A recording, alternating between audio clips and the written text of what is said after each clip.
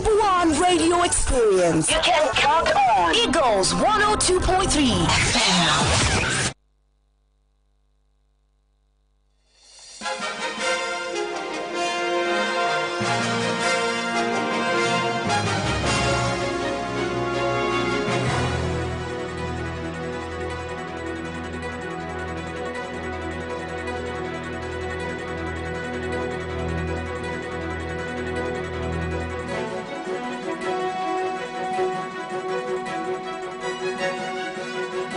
Good morning to you. Thank you so much for staying with us on your radio experience. You can count on. We apologize. Couldn't bring you Sports on Eagles Wings because of unforeseen circumstances we witnessed here this morning.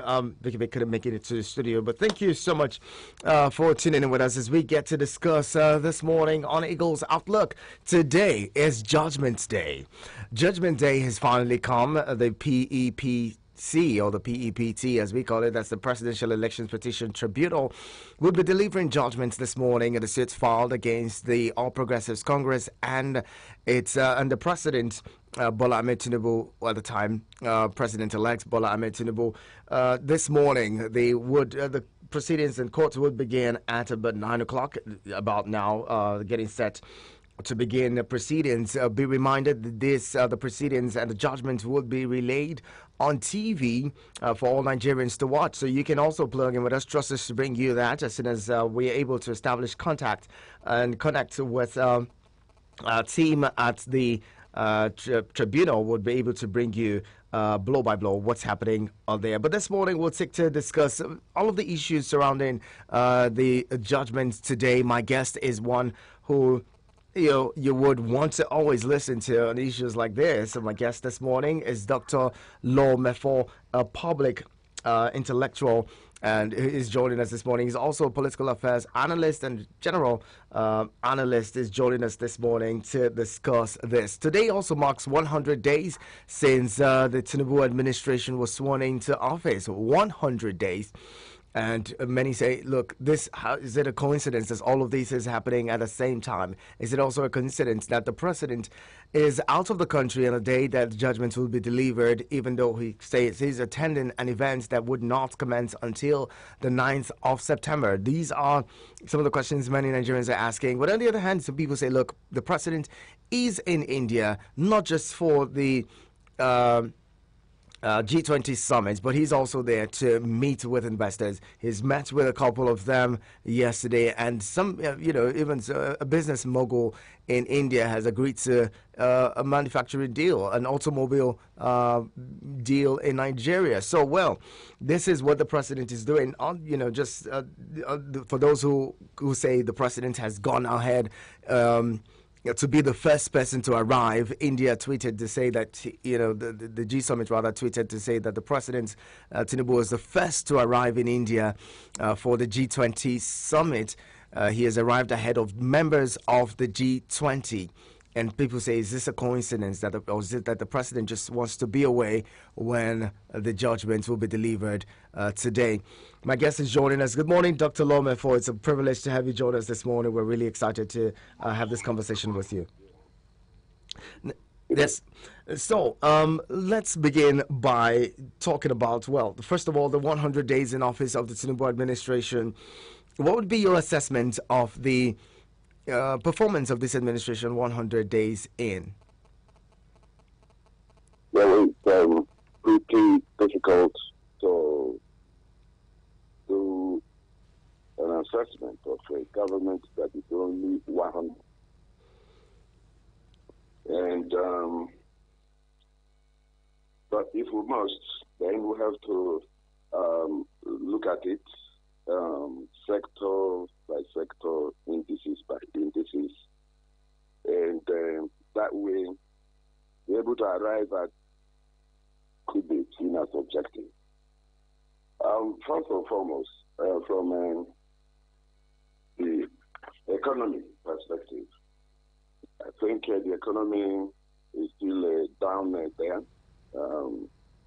and there are very serious policies introduced by that have even made the economy appear worse. We hope to pick But when these indices begin to kick in to rev up the economy and enable Nigerians to see what you may call the positive impact of the policy. The two key policies we all know, fuel subsidy removal and floating of the naira. It has had very serious convulsive effect on the economy, and every part of the country, all citizens, the economy generally, has actually taken some battering.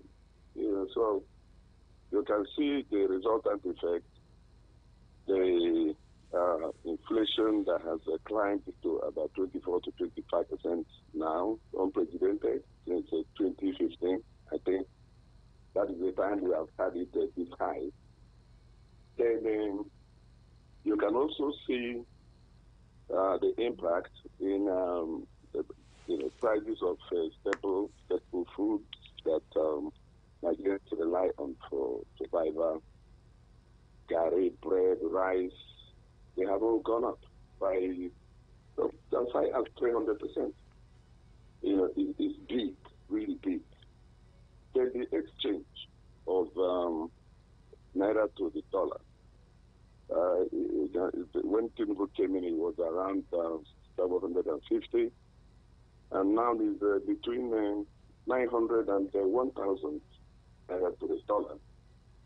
This is massive, really massive, and it is affecting everything, whether we like it or not. So from the economic perspective, I think Tinubu has demonstrated what you may call courage, but I'm not sure that the way he has gone about these two key policies is the best for the economy. Because the question is this the only way to remove fuel subsidy? Is this the only way to float the naira? I'm also not aware that a country that does not actually export much will have to float its currency. By that I mean I am of very firm opinion that we don't need to float the naira. Naira has to be cushioned somehow, defended, because it can't defend itself. We're not exporting. If you check the figures released by the National Bureau of Statistics, it still shows that our export is 75% crude oil. So the Nigerian economy is almost monolithic, relying essentially on just. And this is that our economy is tied to the behavior of the crude in the international market. Whenever it goes up or goes down, that is what you get. And now it has direct impact on the fuel pump price, because if we have to rely essentially on the international pricing system, what that means is that as long as the crude is climbing up, the pump price in Nigeria will have to be climbing up as well. So I don't think really they are good. I don't think they are properly thought out. I don't think they are properly implemented. I am yet to be convinced that Nigeria has to float her naira. I don't think so.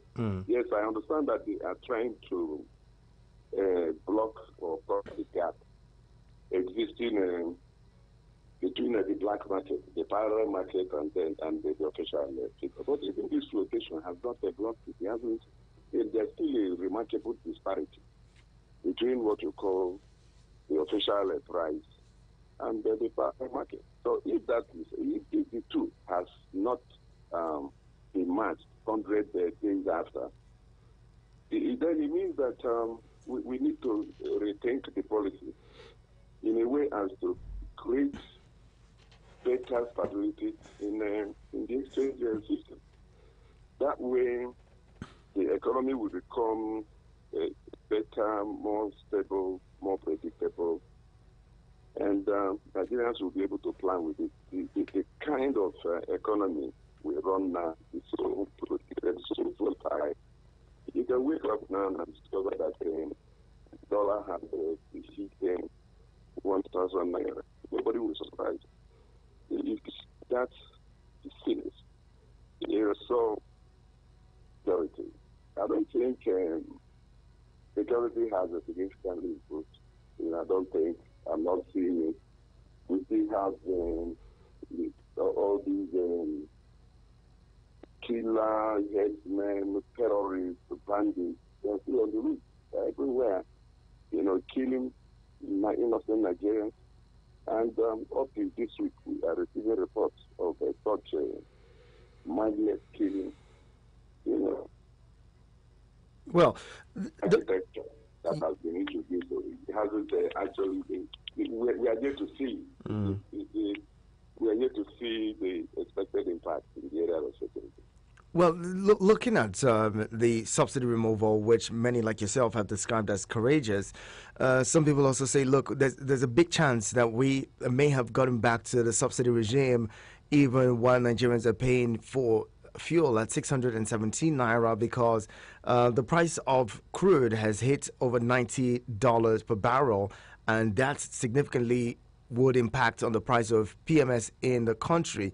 And if such is the case, and the country, NMPCL has maintained the 617 naira, it would mean that somebody is paying the differential, and that would mean that there's a big chance that we're back to paying subsidies just to keep the prices stable as it is. The president had said that there wouldn't be any further increments in the prices of PMS, even though they still say, well, look, the market forces would control, the prices. At this point, many Nigerians are left confused as to if what the policies are, because if you look at also the forex markets, we say we're floating the naira, but then CBN is also going ahead to say, look, we're not entirely floating. We're doing a managed float, which would mean that we would intervene. The president himself had mentioned that, they're going to be monitoring the situation. If there is need, the federal government would intervene in the market. So at this point, what do you make of this policy? Is it a solid policy,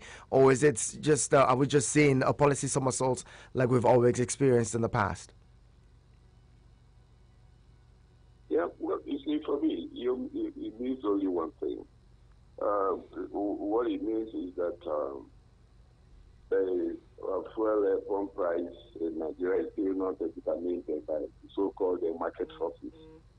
And then you ask yourself, if they can say there will be no further increases, doesn't that mean that the 617 naira, per liter of fuel was artificially determined, arbitrarily determined? So if it was arbitrarily determined by who? And what informed the figure, that they have given Nigerians? So, in other words, what this whole thing boils down to is that the subsidy regime itself, it has been largely opaque, if not a fraud, because they can say no more increases, and the price of crude in the international market has climbed to $90 per barrel, and they are saying no more increases in Nigeria. What that means is that 617 naira per liter is artificial, arbitrarily fixed by the NMPC with the approval of the government. So it's as simple as that. That is why I keep saying that NLC doesn't really understand what it should be doing, because I expected that the NMPC should be able to probe the subsidy regime to help Nigerians in determining the actual landed cost. But they haven't done that. Today, the two of their so-called strike, warning strike or non-warning strike, it's all a charade. is not addressing the concrete issues. And that was why I said that there are other ways of dealing with in principle that subsidy needed to be removed, because it was a fraud with corruption, and the ordinary masses are not actually benefiting much from that. Even though it's still arguable, because when you can see the difference between the two now, over almost a 400 naira difference. Means is that Nigerians are actually benefiting up to 300 naira per liter. So the masses comparatively should be said to have benefited from subsidy, even with the corruption they had then. But I also think that the reason we are relying on international monetary responses of the price of barrels of crude in the international market is because we don't have any internal refining capacity. That is where the government should change Nigeria. Even with the Dangote refinery, you and I can see that Buhari commissioned and not completed the project. And there is no sign, there is nothing to show that Dangote refinery will come on stream even in 2024.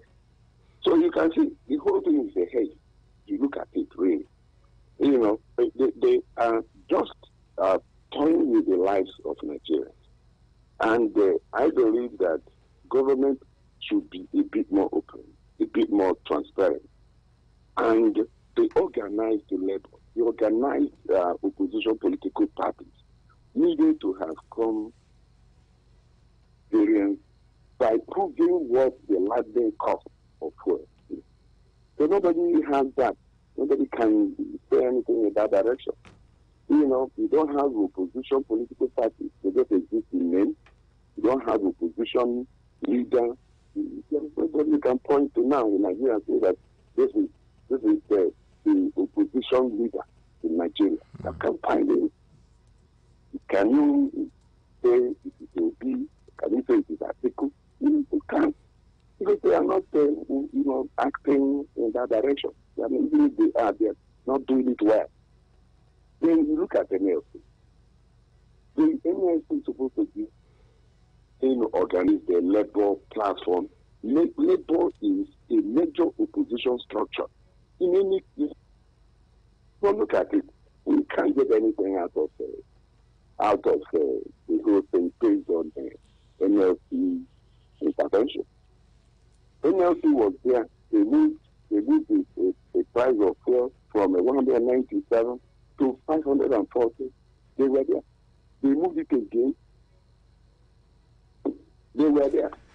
So what manner of labor operation is that? So I had expected that part of the negotiation by the NLC is insisting on a joint monitoring and regulatory committee that will be able to stand in the gap on behalf of the sovereign Nigerian masses. They are not getting this. So I don't believe in the kind of position we have, both in labor, both as political parties. In Nigeria, it's almost running as if we have no party system at all. Because PDP, APC, are they not almost indistinguishable? They're not the same characters. You wake up a PDP and sleep labor, wake again as APC. That's not, when you have political party system that is not ideologically marked, no matter the constitutional texts of those political parties, it means nothing, because there is no ideology, there is no principle, there is no fidelity, there is no integrity. Once you don't have these basic factors as driving principles, you don't get anything out of it. It means that Nigerian masses are essentially on their own. That is where we are.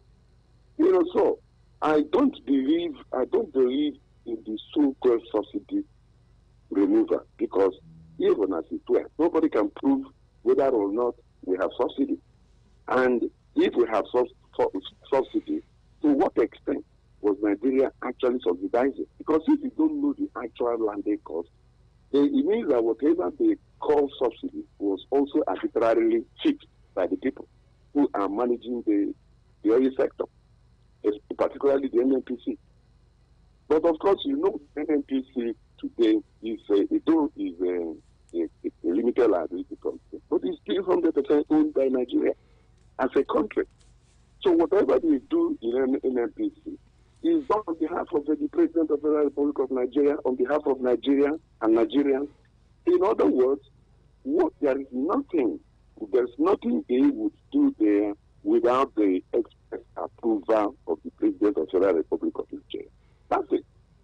So, what all these subterfuge, fixing, because if Nigeria were it had to, a place where patriotism, honesty, integrity really governs the public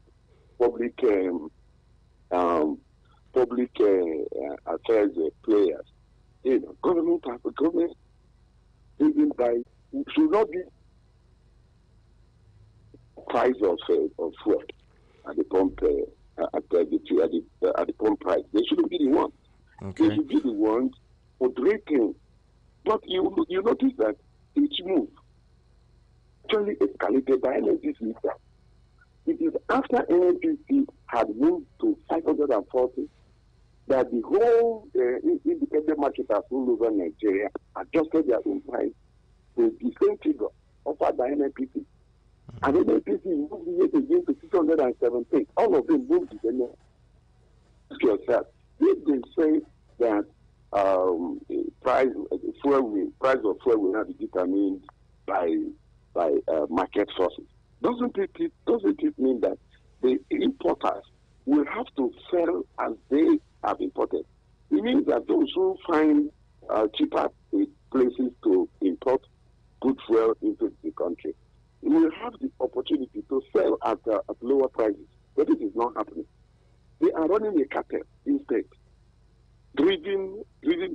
powered by NNPC, because the cartel. Because nobody is selling below what NNPC has fixed. Okay. For its own marketing. That is the case. You know that what you have created is an oligopoly.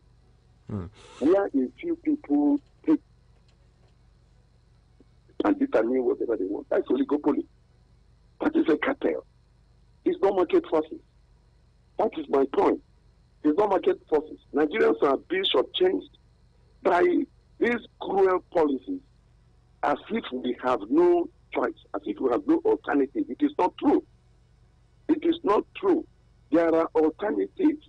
For example, if we had fixed the refineries, set a timetable for removal of fuel subsidy. For example, when Tinubu came in May 29 to 2023, he could have announced a timetable. Say, look, by January 1, 2024, subsidy will be gone for good. And between that May and December, these are the things we will do. For example, we want to see NNPC help Nigerians by installing, even in its own filling stations, CNG compliant machines, that so that people, there could be a conscious effort to convert the vehicles, convert the buses to liquefy the natural gas. If you do that, because I understand it is cheaper, if you do that, people will have alternatives. And if the government is serious, I believe that 6 months is enough if you focus on that. But as we speak now, NNPC has not configured a single filling station anywhere in the country where the CNG can be applied. And there are no workshops where this is being done. Nobody is driving that.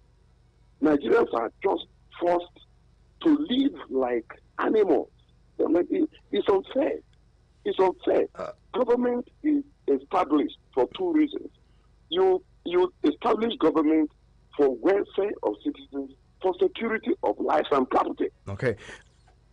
Now, let's quickly touch on the judgments of the rather the Court of Appeal, which is currently going on. The Vice President Kashim Shettima is already in court. They're expecting everyone is seated and waiting for the judges to to take their seats in court as we anticipate the judgment of the Presidential Election Petitions Tribunal. This is today, the 6th of September. Nigeria has the NLC on strike. There's palpable tension in the country as a result of an election that happened in February 2023. What do you make of the fact that we have this situation where every time there's an election, especially general elections like this, we end up in court many days after there's tension in the land? Security is a problem. Many people, across the country, security has been beefed up on account of a judgment of the court situation. Dr. Mefo. Yeah, well, you see, the situation is pathetic. The pathetic one. One is that ordinarily courts should not be involved in determining election outcomes. If the process is good, transparent, there will be no need for the courts to do anything, because if the process is right, the outcome will be acceptable. Because if people go to court, tribunals, and all that when they believe they are shortchanged, and if to cure that feeling of being shortchanged, all you need to do is to deal with the process. And that was what some first the civil society organizations tried to achieve with INEC in the 2022 Electoral Act. A lot of reforms that brought in the electronic component, IREV and PVAS, accreditation, authentication. These things were meant to ensure that you have a very credible process, so that there won't be much contention when outcomes are determined. And again, it would have been such that, that Electoral Act itself, is such that you can follow with INEC as they are uploading their results from the polling unit. And the police are ensuring law and order, so that there will be no thuggery, there will be no intimidation, there will be no ethnic profiling. But all these things were taught. That is why Nigeria is looking at the judiciary. Today, we are all gathered around our television. I'm looking at the AIT now. The judge is just entered and taking a bow, and they have sat. And they will now begin hours of interrogation of petitions of the PDP, APC, and NDP. At the end of the day, they will tell us what they think is it. It means that out of 80-something million registered Nigerians, only 5 men now will tell us who is our president. You can see that this is terrible. It's not done. It's not done. 5 out of 80 million that were registered to vote in Nigeria, and they turned out about 25 million Nigerians actually voted. But after voting, 5 men will now say who the president is. So you can see that the whole thing is simply not right. But it's the problem we have brought upon ourselves since the return of Nigeria to the present democratic dispensation. Because what is happening now with the tribunal, it didn't start today. In 1999, Obasanjo, Olufalaye was challenged in the tribunal. But he was winning, because that is what they were saying. And the same thing happened with Yaradua. Buhari was challenging his victory. He was announced. Buhari and Atiku challenged his victory, in 2007. And Buhari was sworn in. Good luck was sworn in. Buhari was again, Buhari Buhari was also sworn. Now we have Tinubu also had to swear that the electoral act is 180 days, which of course overshoots the make 2900 days. What I mean is that whoever I make says is president will be sworn in, and Nigerians have to take the whole thing goes back to the person whose victory is being challenged. You see the tragedy, but it's not a Tinubu problem because they are still like that. So we have to fight. The democracy is a trust. We are learning. Political elite. What you appoint, you can find anyone. Because they are the ones manipulating this process, observing the Constitution, observing the Electoral Act in breach. They are the ones compromising judges, compromising police, compromising security, and everything. So at the end of the day, the Nigerian masses are left with a charade. You understand that? So, but we have to, I am appealing to Nigerians to remain, steadfast, remain optimistic, no matter the outcome today. No matter the outcome, a side will win, a side will lose. It's like that in any contest. So, whether Tinubu says or goes, let there be calm, and let us walk towards 2027. All that we need, as far as I am concerned, all that we need is to, remove one that INEC exercises by claiming that they will determine anyhow they want to collect results. Because if that power is in the Constitution, then it becomes a problem. You need to amend it to remove that power. And you see that INEC must upload their results from polling units. Time is real time. Once you do this, our electoral problems will be solved by more than 90%. That's the truth. Again, only issues that may be important would be issues that relate to pre-election matters. Issues like certificate forgery, issues like criminal conduct and all that. So that would be the only issues that should go to court. Not the issue of voting and counting. Voting and counting should be so transparent, so clearly done, that everybody will count with INEC.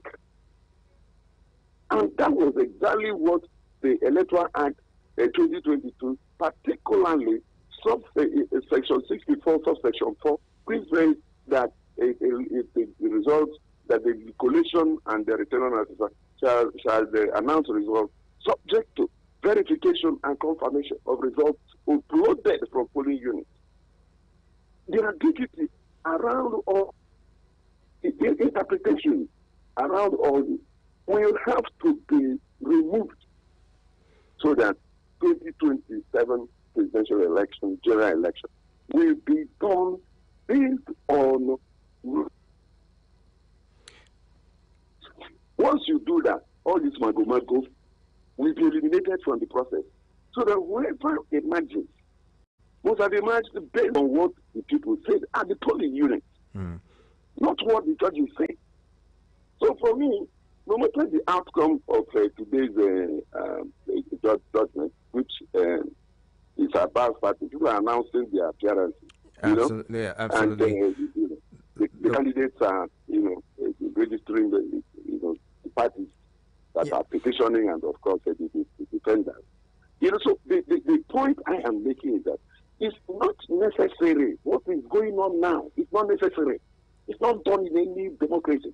Dr. Mfa, as we wind down this conversation so that we can actually link up with our correspondents in, the courts, what do you think? What do you say to Nigerians? This is only the first phase because they end up at the Supreme Court. Either parties will absolutely move up to the Supreme Court. Now, what do you say to those who are really tensed about this and the whole conversation about violent protests that the DSS has raised an alarm over, and all. What do you say to Nigerians, to douse this tension? You see, eating up the politics. Crying wolves where they may be known.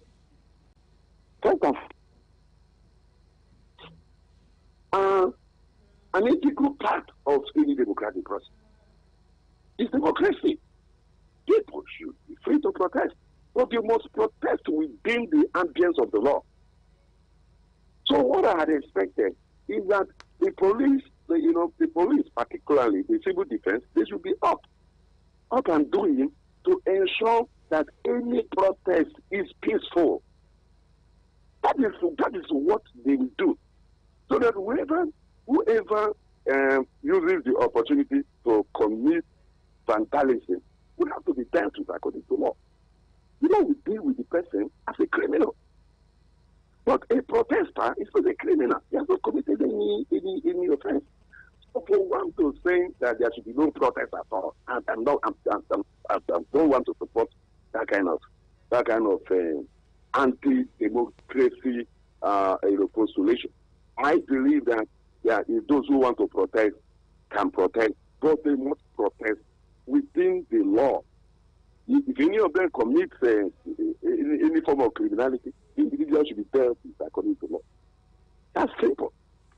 Very well said. If you watch protests in advanced democracy, you will see police guiding the protest. Going before them. You don't need to be fast. And what is peaceful suddenly becomes violent. It's not necessary. You understand that? And let me reiterate my earlier appeal to Nigerians.